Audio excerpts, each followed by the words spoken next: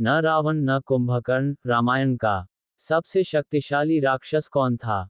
रामायण में एक योद्धा इन सबसे ज्यादा शक्तिशाली था। एक बार अगस्त्य मुनि जब अयोध्या आए तो उन्होंने प्रभु श्री राम को बताया कि रावण का पुत्र मेघनाद ही इस संग्राम का सबसे ताकतवर योद्धा यानी सबसे शक्तिशाली राक्षस था।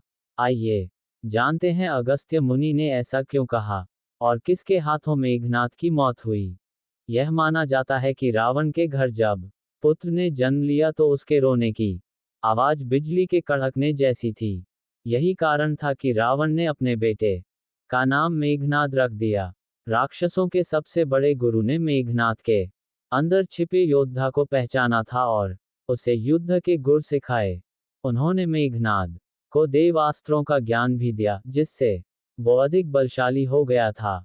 मेघनाद अकेला ऐसा वीर था जिसके पास ब्रह्मास्त्र समेत पशुपत्रास्त्र और वैष्णवास्त्र थे।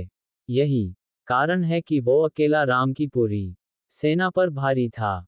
दानव और देवों के बीच हुए एक युद्ध में रावण के पुत्र मेघनाद ने अकेले ही इंद्र को पराजित कर दिया था। इंद्र को हराने के बाद वो उन्हें बंधक बनाकर अपने साथ ले आया। इस बारे में जब ब्रह्मा को पता चला तो उन्होंने इंद्र को छोड़ने के लिए मेघनाद को एक वरदान देने की बात कही। इंद्र को आजाद करने के लिए मेघनाद ने ब्रह्मा से सदा अमर रहने का वरदान मांगा।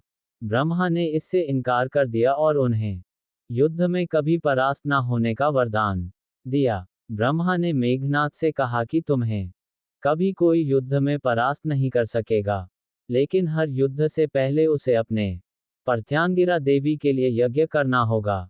ब्रह्मा ने ही मेघनाद को इंद्रजीत नाम दिया था। कुंभकर्ण का वध होने के बाद युद्ध भूमि पर कदम रखते ही मेघनाद ने कोहराम मचाकर रख दिया था। अपने मायावी शस्त्रों से उन्होंने राम की पूरी सेना को हिलाकर रख दिया था। भगवान राम से लेकर हनुमान तक मेघनाद को रोकने में असफल हो रहे थे। युद्ध में मेघनाद का अंत सबको असंभव लगने लगा था। रावण के भाई विभीषण ने भगवान राम से कहा कि मेघनाद जब यज्ञ करता है तब उसके पास कोई हथियार नहीं होता है।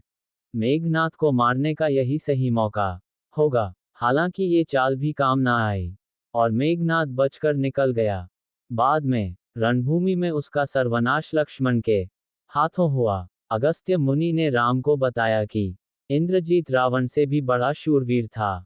लक्ष्मण के हाथों उसका संहार हुआ और केवल वही उसे मार सकते थे। राम ये बात सुनकर काफी हैरान हुए। तब अगस्त्य ने बताया कि वरदान देते वक्त ब्रह्मा ने मेघनाद से कहा था कि उसका वध ऐसे योद्धा के हाथों ही हो सकता है जो 14 वर्षों से ना सोया हो। भगवान राम के पूछने पर लक्ष्मण ने बताया कि वनवास के समय वह 14 साल तक नहीं सोए थे।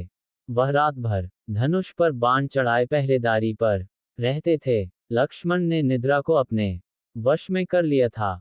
ब्रह्मा के मुख से निकले स्वर शायद लक्ष्मण के लिए ही थे, जिनके हाथों निश्चित ही मेघनाद का अंत लिखा था।